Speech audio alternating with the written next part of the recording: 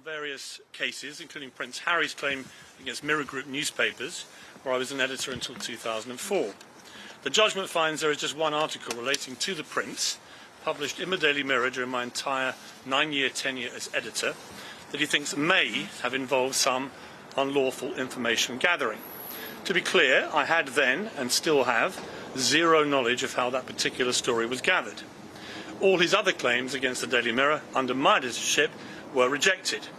With regard to the judge's other references to me in his judgment, I also want to reiterate, as I've consistently said for many years now, I've never hacked a phone or told anybody else to hack a phone.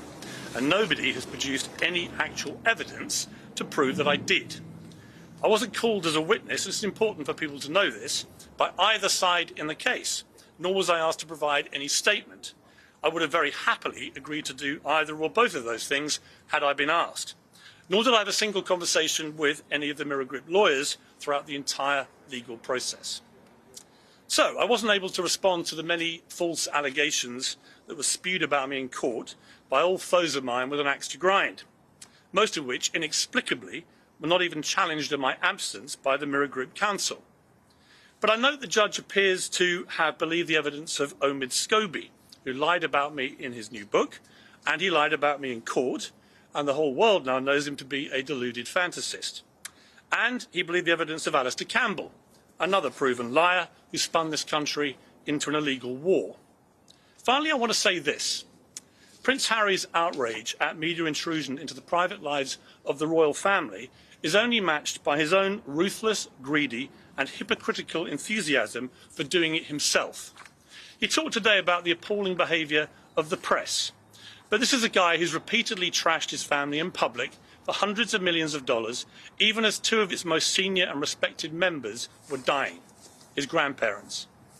It's hard to imagine, frankly, more appalling behaviour than that. As for him saying this is a good day for truth, the Duke has been repeatedly exposed in recent years as someone who wouldn't know the truth if it slapped him around his California tanned face. He demands accountability for the press, but refuses to accept any for himself for smearing the royal family, his own family, as a bunch of callous racists without producing a shred of proof to support those disgraceful claims. He also says he's on a mission to reform the media when it's become clear his real mission, along with his wife, is to destroy the British monarchy. And I will continue to do whatever I can to stop them. Welcome back to Meghan and Harry Tales, the channel where we separate fact from fiction and call out the hypocrisy surrounding the Duke and Duchess of Sussex. Today, we're diving into Piers Morgan's latest attack on Prince Harry. Buckle up, because this one is packed with irony, contradictions, and quite frankly, a lot of projection. Morgan's comments might make headlines, but do they hold any weight? Let's find out. Piers Morgan has once again launched into a tirade against Prince Harry. His latest comments, broadcast to millions, drip with the same disdain that has become all too familiar. Morgan seems unable to resist an opportunity to criticise the Duke of Sussex, no matter how trivial the subject matter.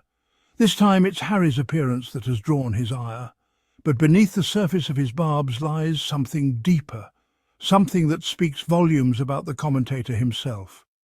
Morgan's relentless pursuit of Harry has become a tired act. It lacks substance, it lacks merit, and frankly, it lacks the respect that should be afforded to any individual, royal or not.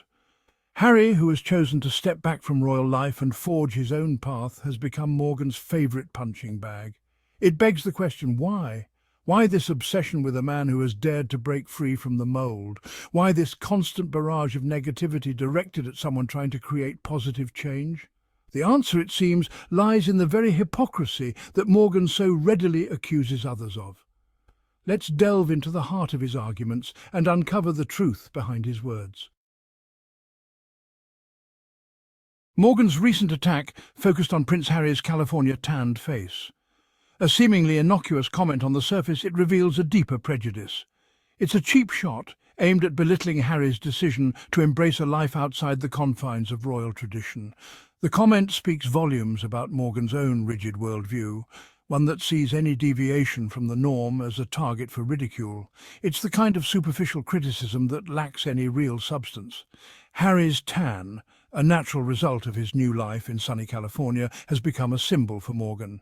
It represents everything he seems to despise: change, independence, and a rejection of the status quo. This isn't about a tan. This is about Morgan's discomfort with a world where individuals like Harry dare to challenge expectations and pursue their own truth. To understand Morgan's relentless pursuit of Prince Harry, we must examine the motivations behind his words. Is it genuine concern for the royal family? Or is it something more self-serving? Morgan has positioned himself as a defender of tradition, a guardian of British values. Yet his attacks on Harry often devolve into personal insults and unfounded accusations. This suggests an agenda beyond mere commentary. Could it be that Morgan sees in Harry a reflection of his own insecurities? Harry, who has spoken openly about mental health and the pressures of fame, represents a vulnerability that Morgan seems determined to exploit. By tearing down Harry, Morgan attempts to elevate himself, positioning himself as the voice of reason in a world gone mad. Yet his tactics reveal a fragility beneath the bluster.